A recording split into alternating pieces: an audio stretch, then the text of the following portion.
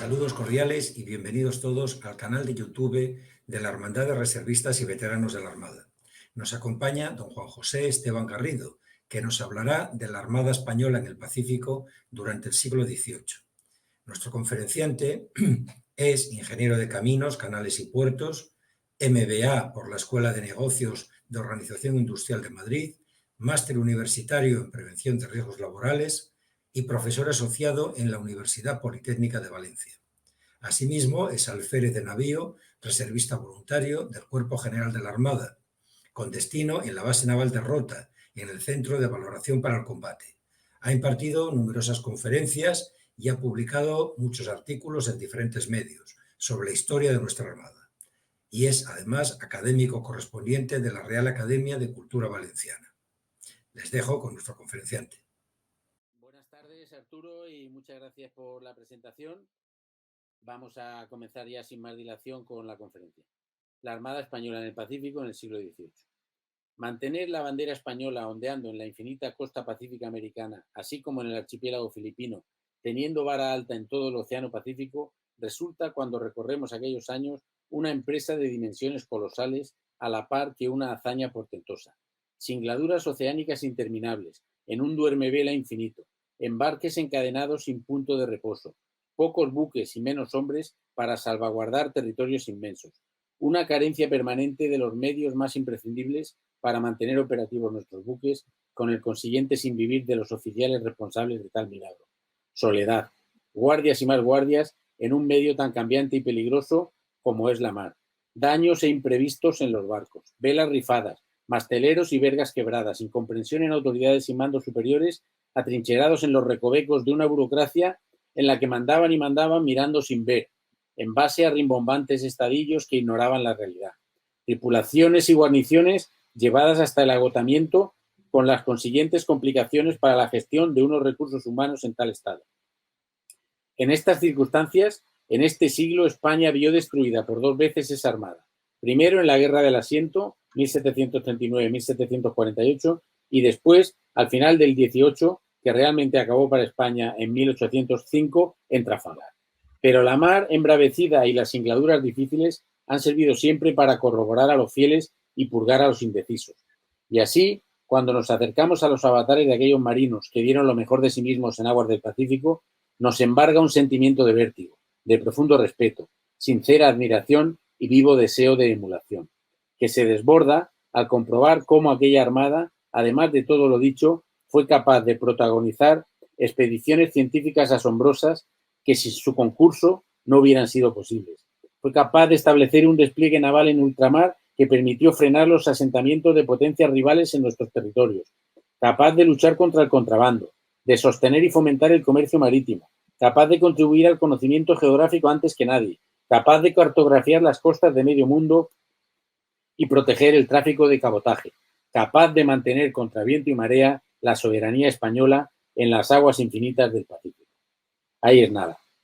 El precio a pagar por los marinos que protagonizaron tales proezas no podía ser pequeño. Dejarse la salud y la vida en tan titánico esfuerzo. Quebrantados y consumidos por los aplastantes requerimientos de tal servicio, sin tregua. Presos de ese hechizo de patriotismo, sacrificio, salitre, agua y viento que es el día a día del servicio a España en la mar. Fueron días memorables en los que nuestros marinos, sobreponiéndose a todo y también a los inevitables desaires inherentes a cualquier desempeño profesional, sobre todo si reúne las peculiares y durísimas condiciones del servicio en la Armada, alcanzaron las latitudes tropicales de Centroamérica, las soledades casi desérticas de las Galápagos, la isla de Pascua o el litoral peruano, sin dejar de lado las exuberantes islas selváticas de Babao, Tahití o las mismas Filipinas. Días de servicio que evocan singladuras que llegaron allí donde la nieve nunca se derrite, a las gélidas, brumosas, recortadas y casi salvajes costas de la América del Noroeste. Días de servicio de una estirpe de grandes hombres que, sirviendo a los intereses del Estado, impulsaron la última gran expansión marítima española y terminaron el descubrimiento de América, que fue de principio a fin obra de marinos españoles. Y eso lo hicieron, sí, no me cansaré de repetirlo, marinos españoles.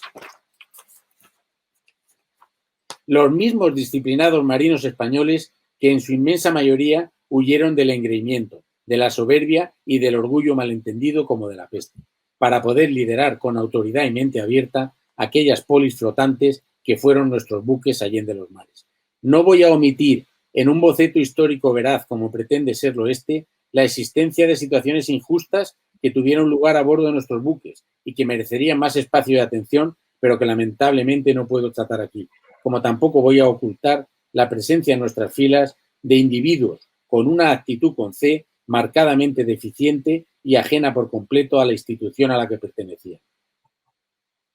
Personajillos sensibles, saber de dónde soplaba el viento, que cobijándose en la entrega y sacrificio sincero de sus compañeros, albergaban en las concavidades de su existencia y en lo insondable de su alma los vicios y corruptelas al uso en la administración naval a lo largo de la historia. Sin duda, tales individuos que se incorporaron a la Armada para servirse en vez de para servir, a verlos los hubo. Su comportamiento, este sí, merece navegar por los mares más oscuros del silencio y del olvido.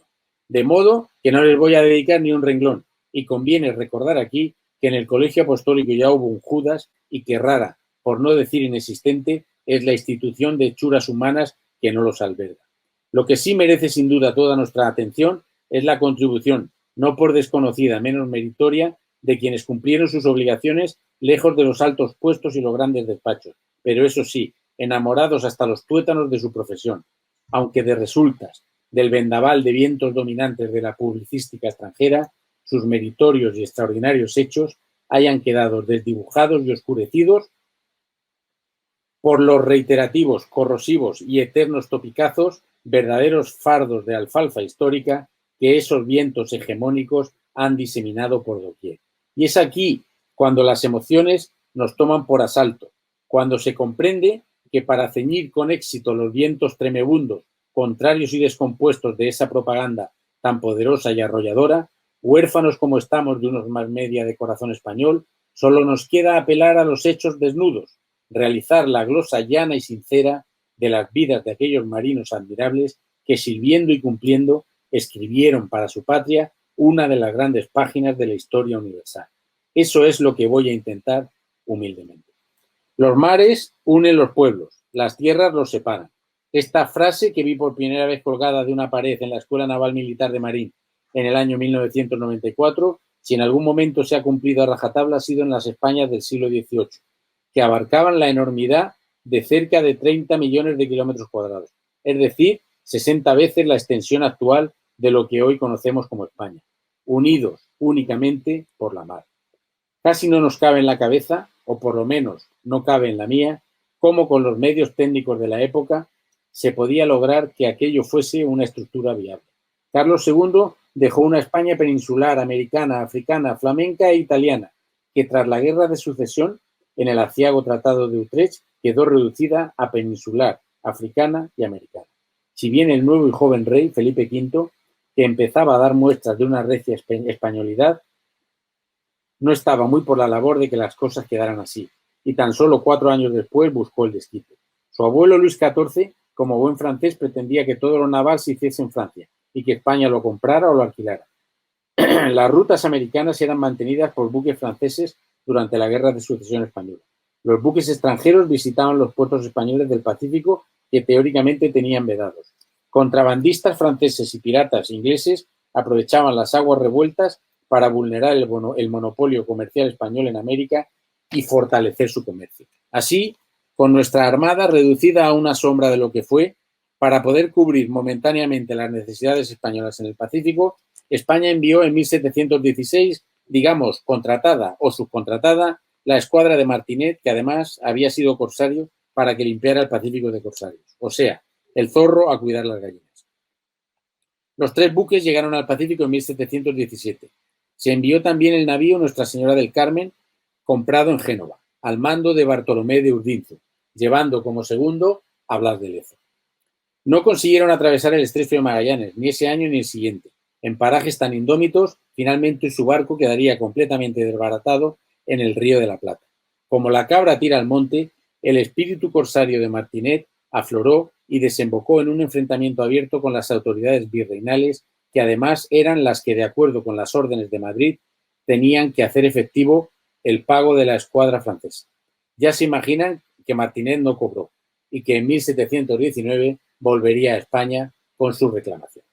Mientras tanto, Urdinzu y Lezo, que habían capturado 2 fragatas francesas cerca de Montevideo, consiguen finalmente doblar el Cabo de Hornos y arribar al Callao.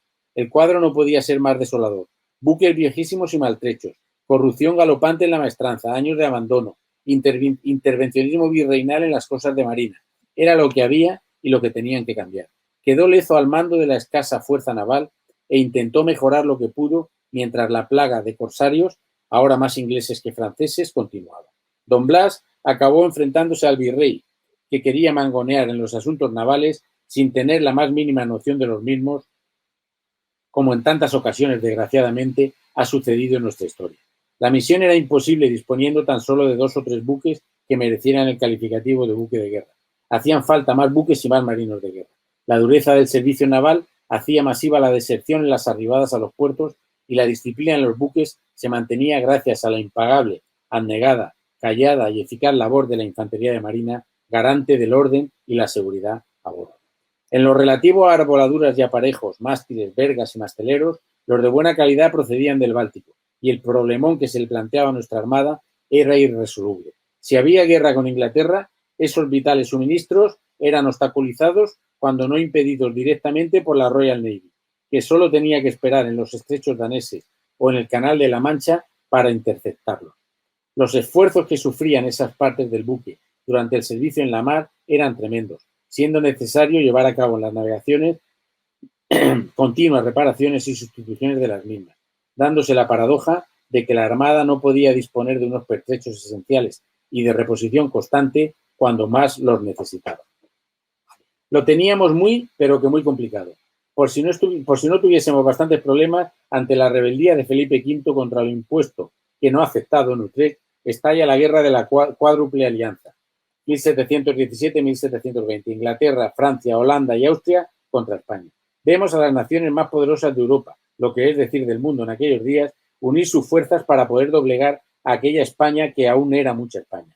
En el curso de esta guerra, en 1719, las tropas francesas asolaron la costa cantábrica hasta Santander, destruyendo metódicamente en los astilleros de Fuenterrabía, Pasajes, San Sebastián y Santoña todos los buques en construcción, concienzudamente, para que en bastante tiempo no se pudieran volver a utilizar los astilleros. Si Felipe V, ansioso de recuperar lo perdido en Utrecht, quería disponer de barcos españoles para defender su imperio, las demás potencias no se lo iban a poner fácil, ni siquiera sus parientes franceses de la corte de París. En estas circunstancias se decidió reforzar la defensa de las posesiones americanas, impulsándose de forma especial la defensa del Pacífico, nuestra zona más vulnerable.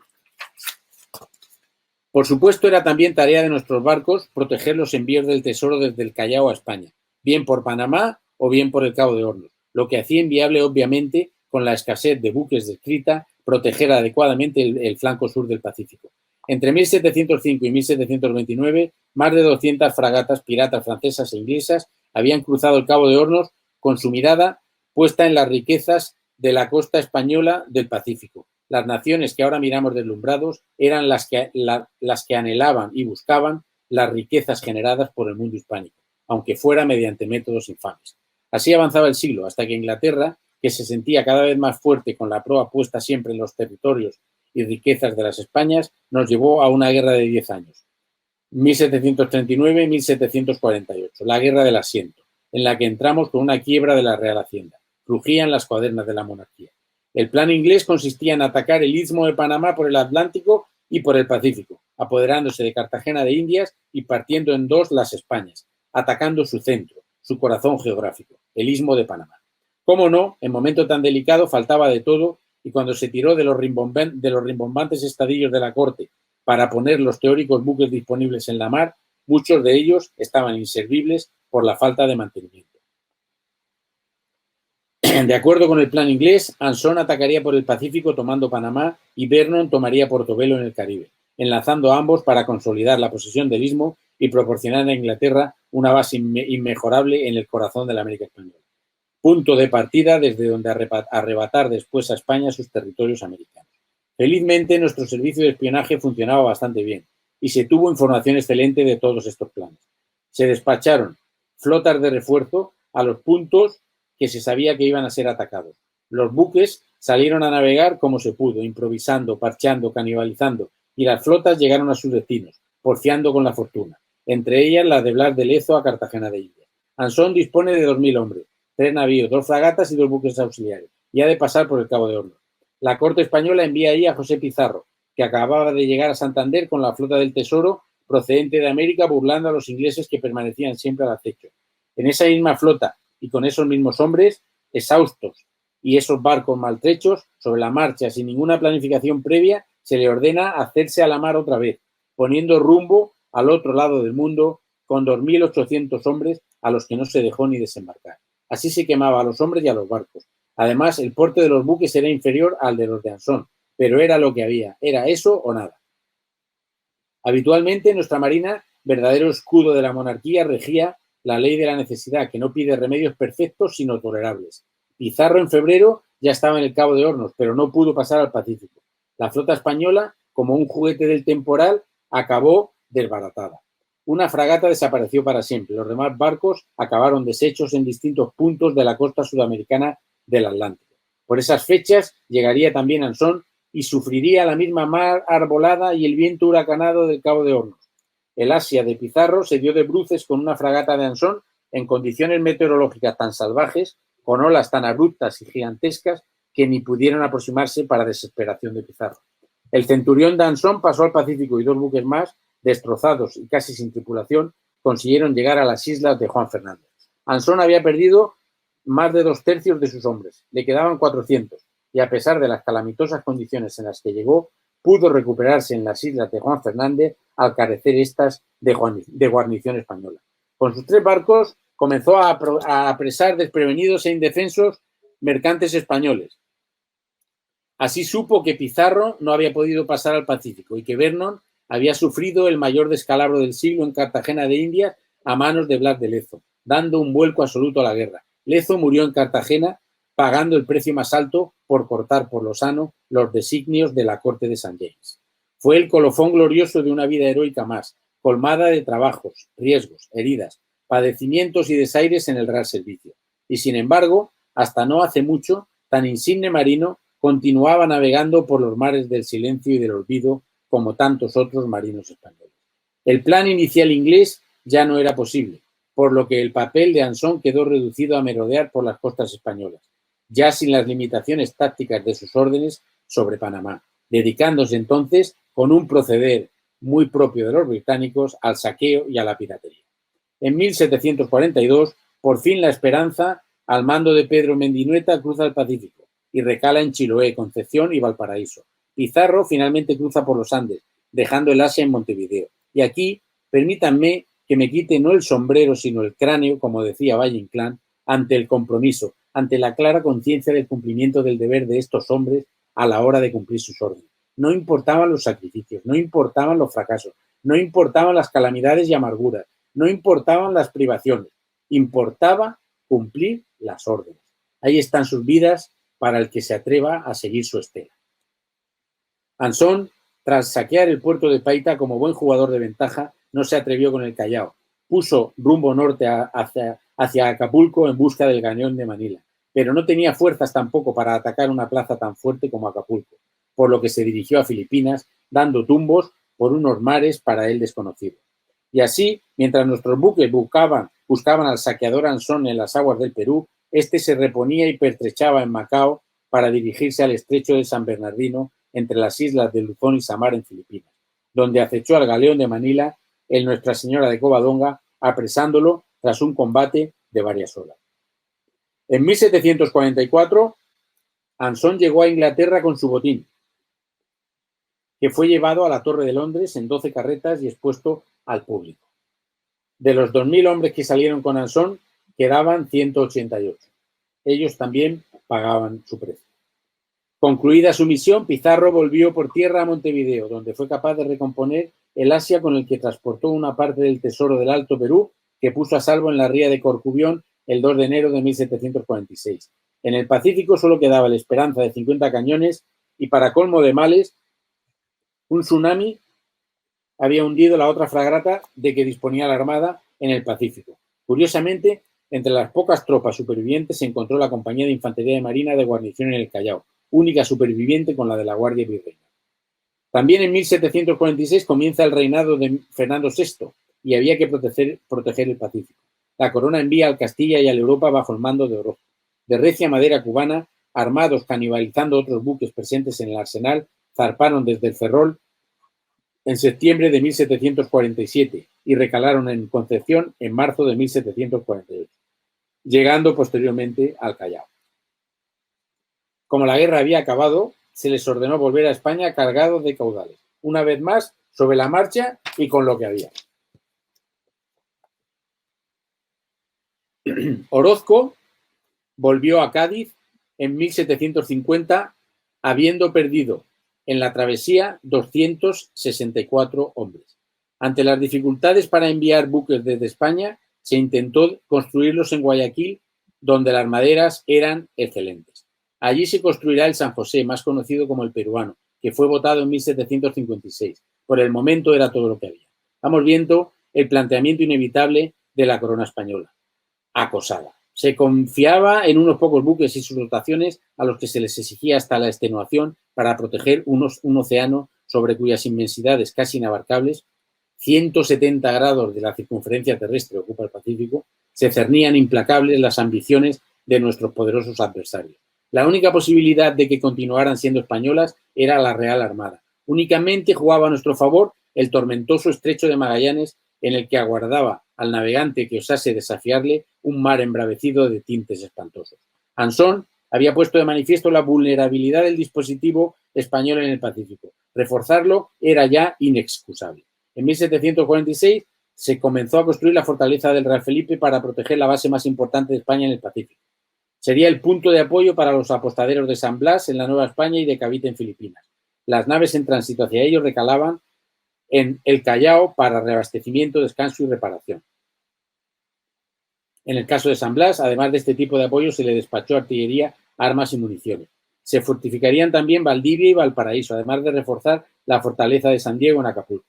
En 1761 se envió por fin al mando del teniente de navío Juan de Zabaleta la fragata Hermiona, cargada de balas de cañón, fusiles y bayonetas para Valdivia y el Callao. Al volver a España, sin saber que estábamos en guerra contra Inglaterra, fue apresada y conducida a Gibraltar con más de 4 millones de pesos a bordo, capturada sin previo aviso por 2 naves británicas frente al Cabo de Santa María el 31 de mayo de 1762. Y no sería la última vez que actuaron así los gentlemen british. Al rendirse, sin tener una sola baja, Zabaleta fue degradado y recluido en el puerto, donde falleció poco después. A raíz de estos hechos, el virrey del Perú ordenó la creación de una segunda compañía de infantería de marina para reforzar la guarnición de los buques. Por otro lado, Carlos III entraba en su reinado incorporándose en la última fase de la Guerra de los 7 Años en apoyo de Francia. Lo hizo a destiempo, sometido a las fuertes presiones de una Francia que necesitaba imperiosamente los barcos de nuestra recién reconstruida flota, ya que previamente había perdido en la bahía de Quiberon en 1759 casi 2/3 de la suya a manos de Inglaterra. Como una premonición de lo que sucedería a España medio siglo después, Nueva Francia se perdió para siempre en 1760. A partir de ahora sería Canadá y hablarían inglés. Los ingleses, crecidos, aprestaron una escuadra en la India que el 22 de septiembre de 1762 se presentó ante Manila, donde ejercía el mando el arzobispo al hallarse vacante la plaza de gobernador. Lamentablemente, allí no había ni barcos de guerra españoles ni un Blas de Lezo para defenderla. Y tras un fuerte bombardeo, la ciudad capituló y fue sometida a un saqueo despiadado y brutal por las muy civilizadas tropas inglesas, con sus mandos a la cabeza. Entre ellos, Alexander Dalrymple, que se apoderó de todos los derroteros, cartas y tratados de náutica atesorados durante 2 siglos y medio de hegemonía española en las aguas del Pacífico. La Guerra de los 7 Años acabó en 1763 con la pérdida de la Florida, aunque Manila y La Habana se pudieron recuperar y Francia, para compensar nuestra actuación, nos cedió Luisiana. En 1767 zarpó para el Callao Domingo de Bonechea con la María Magdalena, alias el Águila, en compañía de la fragata Hermiona, para prevenir asentamientos ingleses en los archipiélagos de Chile. Pasarán al Pacífico Sur y a ellos les seguirían varios navíos, el Septentrión, el Astuto, el Peruano y la fragata Santa Rosalía. Todos llegaron con muchos enfermos de escorbuto y con los barcos muy tocados. Y en este punto podemos hacer una reflexión sobre lo complicado que resulta gestionar una marina pequeñita como la de nuestros días, con todas sus bases muy cerca, en la península y Canarias, teniendo a nuestra disposición medios navales, informáticos y telecomunicaciones como nunca antes. ¿Qué sería gestionar una marina inmensa como la que estamos viendo, con bases en el Océano Pacífico, sin olvidar las bases en el Atlántico, en el Caribe y en la península, en medio de un estado de guerra casi permanente, con una actividad frenética y hacerlo con los medios de la época? Toda nuestra monarquía estaba unido por la mar y ese era el envite a vida o muerte, señorear la mar para mantener las comunicaciones marítimas entre las Españas. España sería o no sería en la mar. Ahí se jugaba y se juega siempre todo. La catástrofe vivida en Manila y La Habana sirvió para que se estableciera un nuevo planteamiento estratégico que impidiera la repetición de tanto desastre. Y así se intentó establecer una nueva ruta por el Cabo de Buena Esperanza para acercar las Filipinas a España. Para ello, en 1765 se envió al navío del Buen Consejo al mando del capitán de fragata Juan de Casens, que arribó a Manila en 3 meses desde Cádiz. En su paso por las costas bajas de Sumatra hubieron de poner todo su celo para no tener una desgracia. El escorbuto, como no, hizo estragos en la tripulación, 35 muertos y 43 graves. El 15 de julio estaban en Cádiz y las Filipinas estaban a partir de entonces más cerca. El camino abierto por el Buen Consejo marcaba el rumbo y a partir de 1785 se crea la Real Compañía de Filipinas, dando comienzo al tráfico comercial entre el puerto de Cádiz y el de Manila por la ruta complementaria del Cabo, complementaria del Galeón de Manila. Hasta 1784 se realizarían un total de 14 viajes por esta ruta.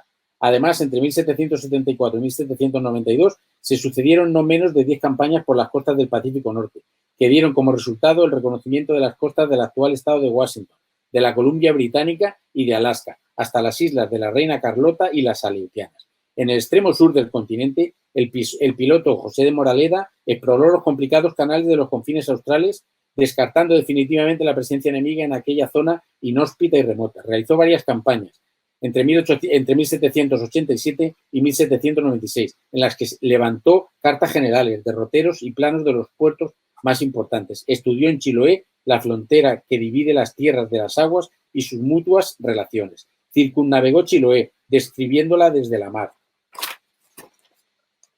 Distancias, profundidades, accidentes, todo quedó fielmente reflejado. Algunos historiadores chilenos han recogido el siguiente fragmento que da fe de su nivel científico. Además, recogió sus experiencias en 2 riquísimos diarios con un estudio sobre el estado de aquellos territorios, su población, su agricultura, su comercio. En 1888 se consideraban sus escritos y mapas, un siglo después, superiores a los realizados mucho después por la Armada de Chile. En el Pacífico Norte, Juan José Pérez realizó como piloto varias veces la ruta entre Filipinas y Acapulco y viceversa, y destacó por su destreza náutica en aquellas aguas. Por eso fue elegido para liderar las expediciones que partirían del nuevo apostadero de San Blas, creado en 1768 por José de Gálvez, para hacer efectiva la soberanía española en la costa noroeste de la América septentrional. Los medios navales iniciales eran muy precarios. 2 goletas y 2 paquebotes, pero con ellos se inició la aventura. Y así comenzó la expansión española en la Alta California, con una expedición simultánea por tierra al mando de Gaspar de Portolá y por mar de Pérez, que pasaría a la historia como la Santa Expedición, de la que en el año 2019 se cumplirían 250 años. Se reunieron en San Diego y les costó encontrar Monterrey, pero lo que encontraron fue el magnífico puerto de San Francisco desde tierra. Y así se consiguió establecer un puesto avanzado en Monterrey abastecido por mar, ya que en aquellas tierras inhóspitas era la única manera de que una incipiente ciudad pudiese prosperar. El límite de Nueva España estaba cada vez más al norte. En 1769 parecía que la guerra estaba otra vez a punto de estallar y se envió al Pacífico una escuadra de 3 navíos y 2 fragatas al mando del capitán de navío Antonio González de Arce. Tardaron año y medio en llegar a su destino en Lima. Entre 1769 y 1793, Pérez realizó numerosos viajes de abastecimiento de San Diego y Monterrey desde el apostadero de San Blas, y desde allí se iniciaron en 1774 las expediciones a la costa noroeste, que pueden ser divididas en 2 fases. Desde 1774 hasta 1788, donde se intentó averiguar en qué grado se hallaba la colonización y el comercio ruso e inglés en la zona oeste, mientras que en la segunda fase, de 1789 hasta el 95, se intentaría frenar el comercio inglés que actuaba de punta de lanza encubierta para la penetración inglesa en la zona. Los mapas de América del Norte en su vertiente pacífica, anteriores a la llegada de los marinos españoles en 1774, carecían de exactitud. Su perfeccionamiento científico corresponde una vez más, aunque no nos lo hayan contado, a marinos españoles. Tras el mítico paso del noroeste, la expedición de Juan José Pérez Andújar en 1774 fue la primera que salió de San Blas con la misión de defender los intereses españoles en aquella zona.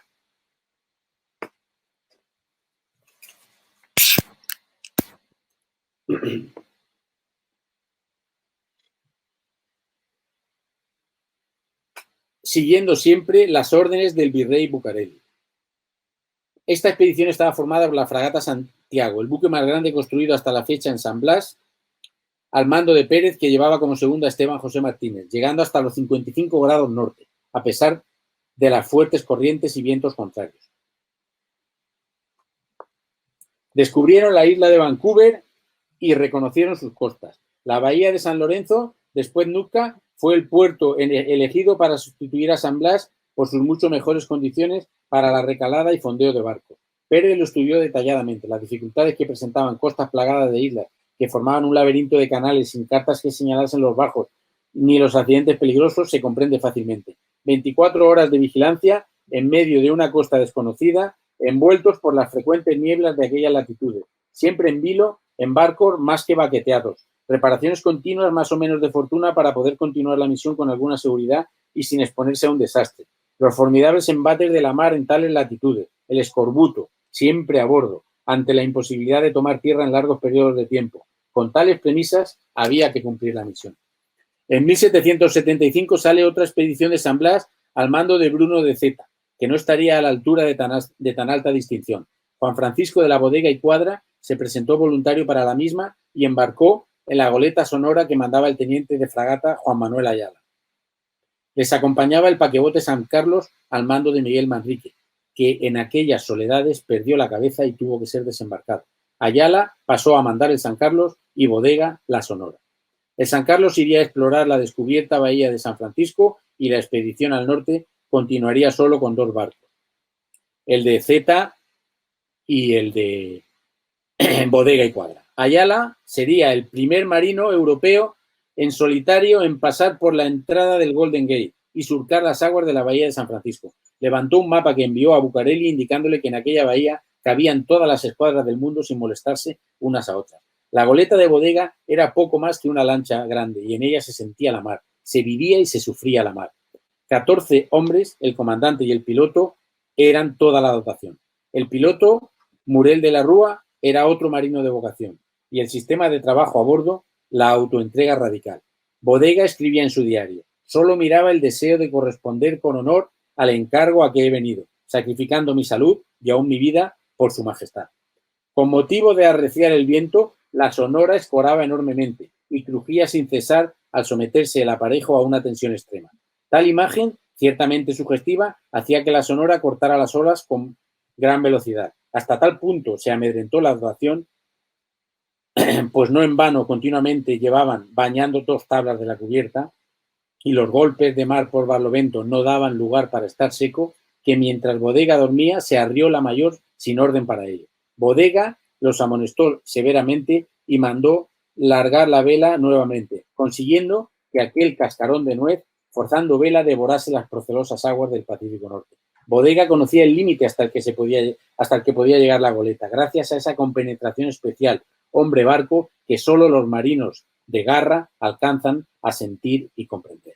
Y la dotación lo comprobó con los hechos, que siempre han resultado infinitamente más elocuentes que las palabras, y así Bodega pudo escribir de sus hombres: he llegado a verlos contentos, animosos, resueltos a ser partícipes de mi propia fortuna y de seguirme a cualquier destino. La navegación áspera, en la que los vientos contrarios obligaban a navegar ciñendo el viento permanentemente y teniendo que adentrarse en el océano a quienes pretendían remontar al norte, era una característica de aquellas expediciones al noroeste y ponía a prueba espíritus y voluntades.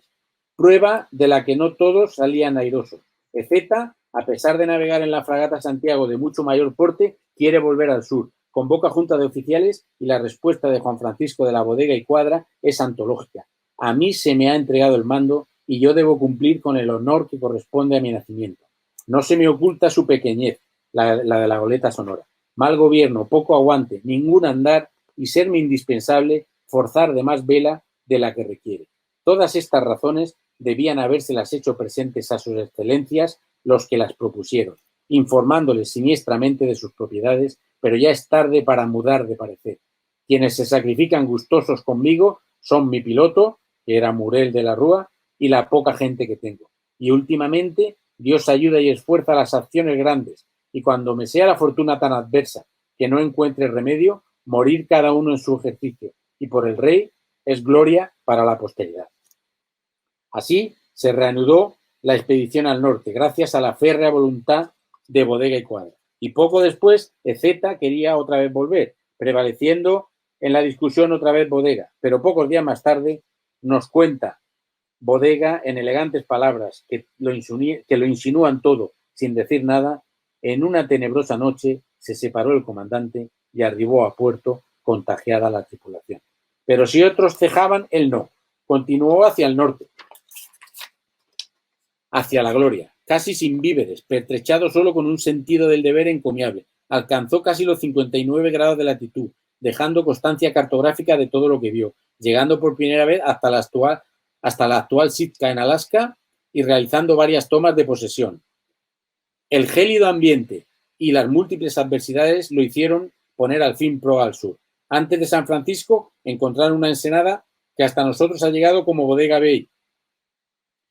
Y en octubre recalaron en Monterrey, donde encontró a la fragata de Ezeta. Una vez más, en nuestra larga historia naval, vemos lo trascendental que resulta para el cumplimiento de la misión un comandante aguerrido, querido y respetado. En la singladura de vuelta a San Blas, a bordo de la Santiago, frente a San Francisco, entregaba su vida a Dios tras haber enfermado de escorbuto Juan José Pérez. Tanta hazaña exigía su tributo de muerte y los marinos españoles lo pagaron abnegadamente. Su cuerpo fue arrojado al mar, lastrado con 2 balas de cañón, como mandaban las ordenanzas. En ese instante, 2 salvas, una de mosquete y otra de cañón, rindieron honores al gran marino español que fue.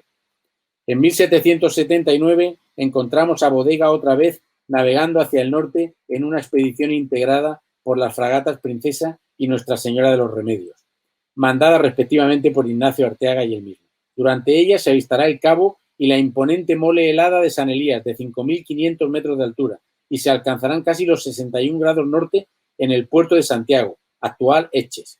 De todas estas tierras se tomó posesión con el ceremonial acostumbrado, y la bandera de España ondeó en tan norteñas latitudes. Las nieblas separaron a las embarcaciones que regresaron a San Francisco por separado, y a la vuelta quedó claro que una vez más el alma de la expedición había sido Bodega. Tras tan resonantes éxitos se le concede el mando del departamento. Al estallar la guerra con Inglaterra en 1779, en la que España entra en apoyo de los rebeldes norteamericanos, se paralizaron las expediciones. Y en este contexto, en 1780 se enviaría la escuadra del brigadier Antonio Vaccaro con 3 navíos de guerra y varios mercantes a las aguas del Pacífico, siempre con los mismos problemas que padecieron las anteriores, como hemos ido viendo. Sus órdenes fueron mantenerse en la zona costera de Chile, bastante al sur, por la zona de Valdivia y Concepción, a la espera de posibles incursiones británicas que habían de entrar en el Pacífico necesariamente por esa ruta. 3 años después, permanecían aún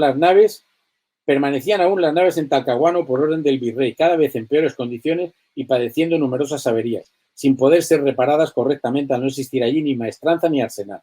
El San Pedro de Alcántara perdió el timón en un bajo, un rayo le destrozó el palo mayor y así quedó en aquellas soledades hasta que fue autorizado a alcanzar el Callao, donde pudo ser medianamente recompuesto.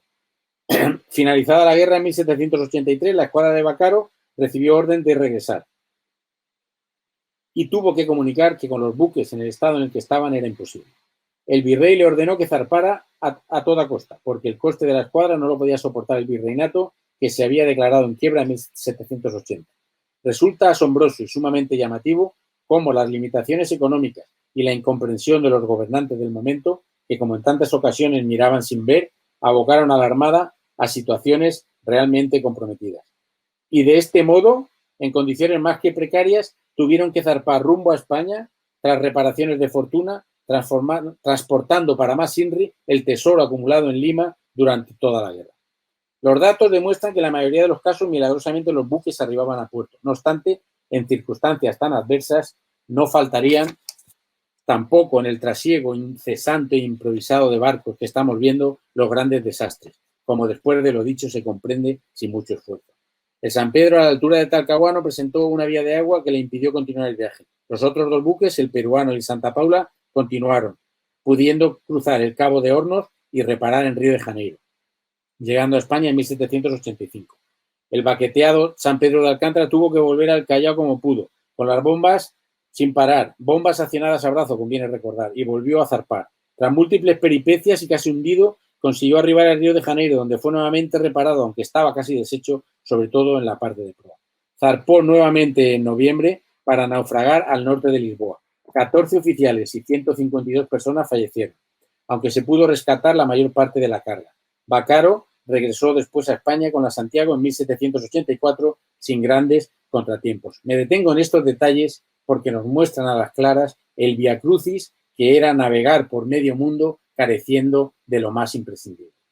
En 1780 zarpa de San Blas otra expedición, formada esta vez por la fragata Princesa al mando de Esteban José Martínez y el paquebote San Carlos o Filipino, al mando de Gonzalo López de Haro. En el curso de la misma se llegará también hasta los 61 grados norte. Se descubrirá la Ensenada de Flores, y se tomará contacto con los establecimientos rusos en las islas Aleutianas que confirmaron su intención de establecerse en Nootka.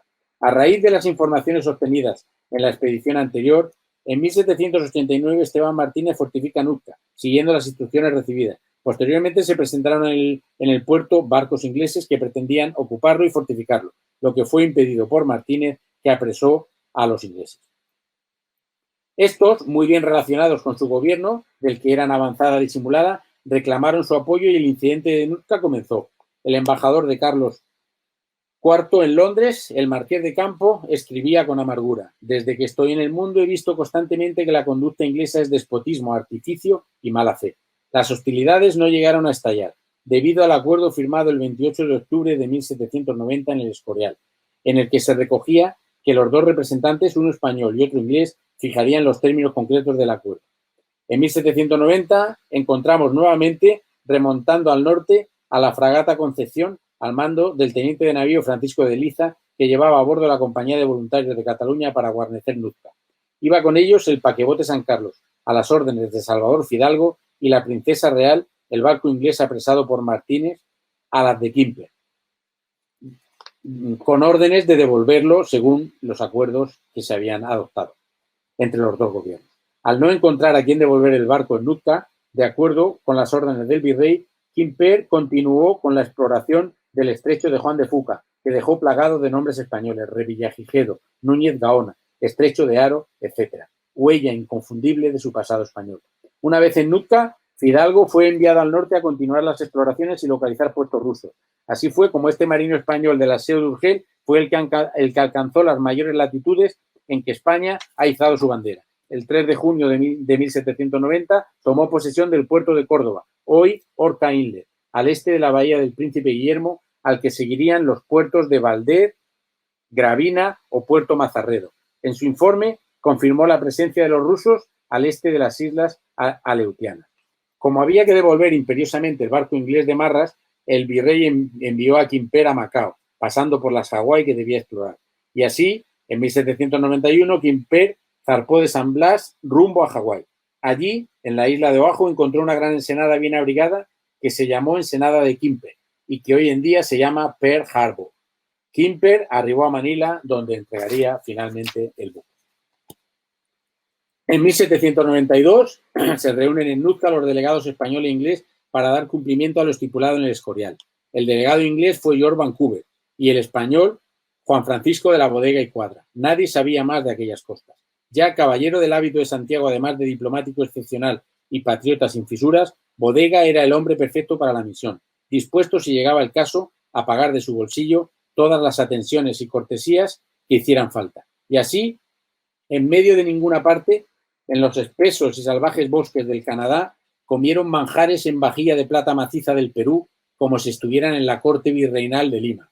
El jefe indio Macuina se sentó a la mesa con ellos y defendió ardientemente la soberanía española en sus tierras, hasta el punto que Vancouver escribiría que no podía menos de maravillarse con mezcla de sorpresa y alegría de cómo los españoles habían logrado captar la simpatía y confianza de estas gentes. Compartieron sabiduría náutica entre caballeros.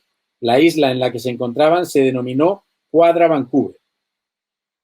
Los ingleses, de manera que no puede atribuirse a equivocación, lo cambiaron después por el de Vancouver a secas que hoy conocemos, para quedar retratados una vez más. Pero eso sería después. Allí y en aquel momento España deslumbró y convenció, llegándose a entablar entre Bodega y su oponente Vancouver, un marino inglés y por tanto enemigo, una sincera amistad. Se remitirían los acuerdos a los que habían llegado a las cortes respectivas para su aprobación, y Bodega evitó por el momento, con su saber hacer, tener que entregar aquellas tierras conseguidas para España con tantos sacrificios y con jirones de su vida. Esa fue la singladura vidal de Juan Francisco de la Bodega y Quadra, español nacido en Lima, cuya razón de ser y de vivir fue la Armada, en cuyo servicio se consumió hasta morir a los 50 años al frente del departamento de San Blas. Hombres de su talla construyeron el mundo hispánico. Hombres de su categoría hicieron posible un sueño, el sueño imposible de las Españas. Los españoles, aplastados por el poder mediático anglosajón, hemos olvidado sus nombres, no recordamos sus gestas, pero en este Canadá anglosajón se puede leer sobre Juan Francisco de la Bodega y Quadra. Lo que se conoce de él redunda en crédito suyo: bravo, cortés, honrado, noble de aspecto y encantador de maneras. Juan Francisco de la Bodega y Quadra era la personificación de la gracia y la sagacidad españolas. Si la dirección de los asuntos españoles en el Pacífico hubiera estado siempre en tan hábiles manos, puede que no hubiera habido ninguna cuestión de Nootka ni costa inglesa en el noroeste. Pero había llegado demasiado tarde.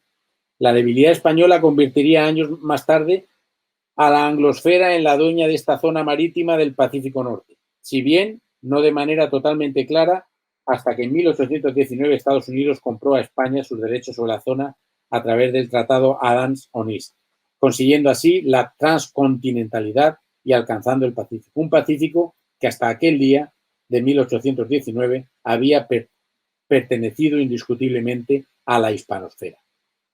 Simultáneamente, en 1789 habían salido de Cádiz las corbetas Descubierta y Atrevida, al mando de Alejandro Malaspina y José Bustamante. A bordo, matemáticos, ingenieros, cartógrafos, dibujantes, naturalistas, hidrógrafos iban a estudiar el mundo hispánico hasta sus últimos rincones. Midieron la velocidad del sonido, levantaron cartas magníficas, analizaron enfermedades, dibujaron todo lo que vieron, midieron la temperatura de los océanos.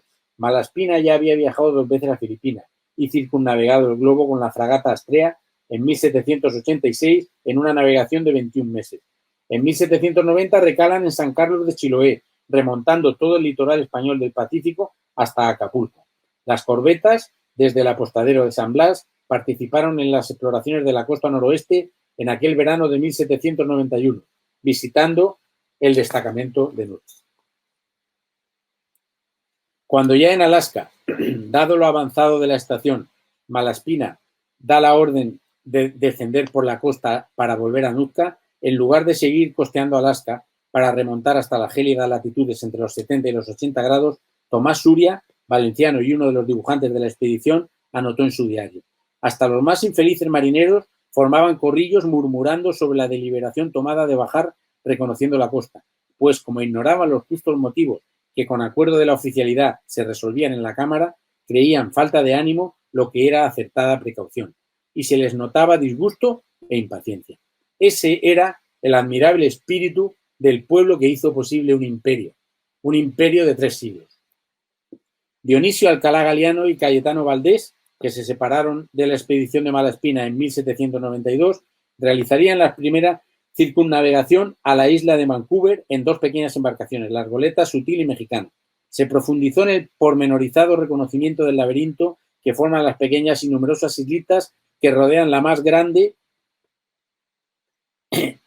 isla de Quadra y Vancouver.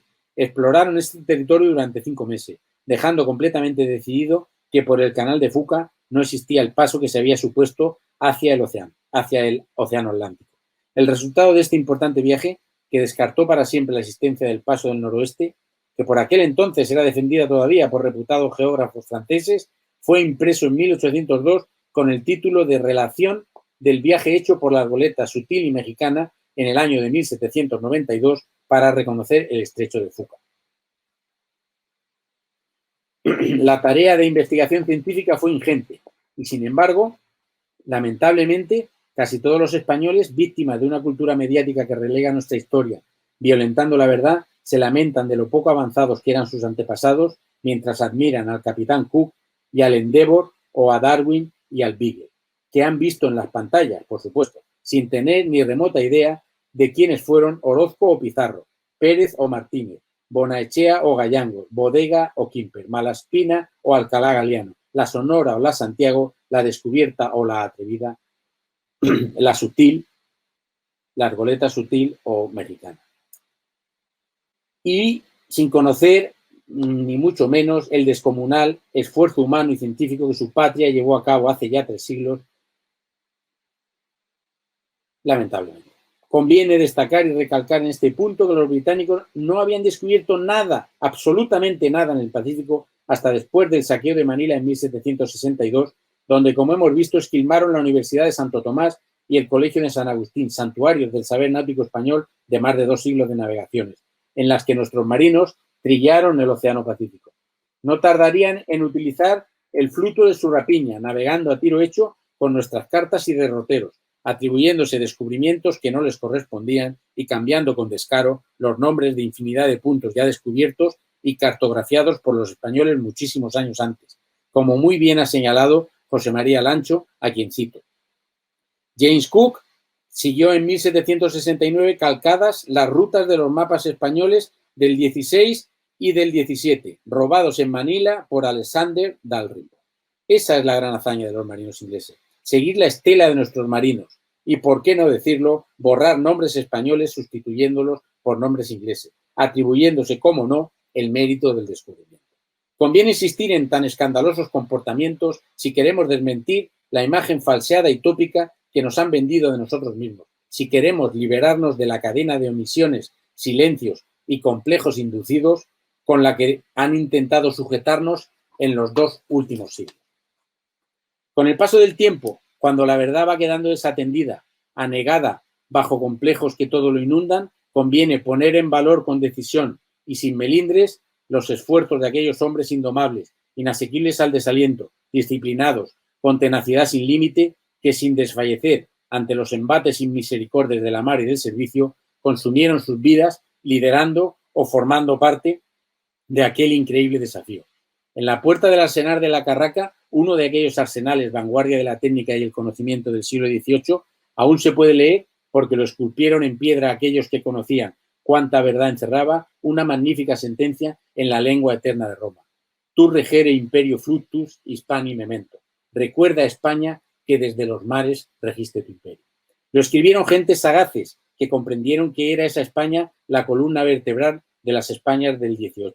Armada en la que se vieron hombres valientes, callados, laboriosos, abnegados y capaces, consagrados a su servicio, como los que han ido desfilando por estas páginas. Gentes que comprendieron plenamente que España ha sido siempre lo que ha sido su armada, que España será siempre lo que sea su armada, porque el bienestar de los españoles en tierra se ha decidido siempre y se decide en la mar. En medio de la realidad mediática actual, desfigurada y desenfocada en la que nos desenvolvemos, inmersos en el aluvión de topicazos tan fáciles como falsos con el que se nos bombardea machaconamente, cuando se dedica un poco de tiempo a bucear en las páginas de nuestra historia naval, emergen con un tamaño colosal los trazos limpios de las vidas de aquellos marinos españoles del siglo XVIII que, consumiéndose en el servicio, tanto contribuyeron a la defensa de su patria, conformando al mismo tiempo un sueño que existió como realidad política y que hoy es solo una idea, el mundo hispánico, la hispanidad. Con la especial sensibilidad del poeta, Antonio Machado escribió: bueno es recordar las palabras viejas que han de volver a sonar. Hispanidad, palabra vieja y hermosa, añado yo, que encierra en su interior un mundo, el mundo hispánico, una trabazón cultural maravillosa de dimensión marítima y universal, riqueza inigualable, privilegio legado por nuestros mayores, edificio sin parangón, cimentado en el plus ultra de las inabarcables soledades del Pacífico y del Atlántico, por una organización que mantuvo el pulso de las Españas y que no es otra que nuestra querida Armada.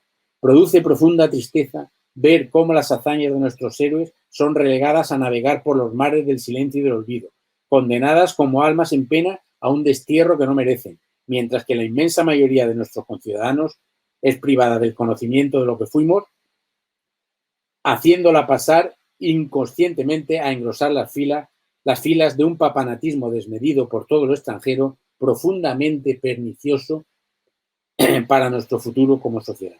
Conscientes como somos de que, conociendo los datos que jalonan nuestra historia, nunca jamás nuestros conciudadanos formarían en las filas de esos papanatas, es casi una obligación recordar, en la medida de nuestras humildes posibilidades, los elocuentes y ciertamente sugestivos hechos que hemos rememorado. Unos hechos que muy bien hubieran podido alumbrar un Canadá español. No pudo ser, como tantas cosas, por muy poco. Y sin embargo, a pesar de todos los pesares, esos datos históricos extraordinarios, reveladores de una nación de primera, a cuya altura muy pocas más han llegado, nos permiten con toda legitimidad poner en valor, reivindicar los horizontes lejanos pero siempre prometedores que persiguieron aquellos Quijotes del océano. Porque como en el Quijote de Cervantes, ellos utilizaron su libertad para entregarse a una causa de no mucho provecho, servir a España en la mar sin importar el coste que eso suponía para sus propias vidas. Ellos utilizaron su libertad para entregarse a una causa que con el correr de los años se saldó con la derrota épica de Trafalgar. Así acabó aquel sueño. Derrotados, que no quiere decir errados. Y así, para los que por lo menos pudieron sobrevivir, derrengados de tanto bregar en navegaciones continuas en las precarias y penosas condiciones que hemos descrito, para los que pudieron regresar a sus hogares tras ausencias irreparables, para todos ellos, gastados en trabajos formidables en latitudes de medio mundo, marinos de las Españas de hace 3 siglos, cobran intenso sentido las palabras de Sancho al regresar a la aldea tras todas sus desventuras, que dicen así: deseada patria, abre los brazos y recibe a tu hijo Don Quijote, que si viene vencido por los brazos ajenos, viene vencedor de sí mismo, que según él me ha dicho, es el mayor vencimiento que desearse puede.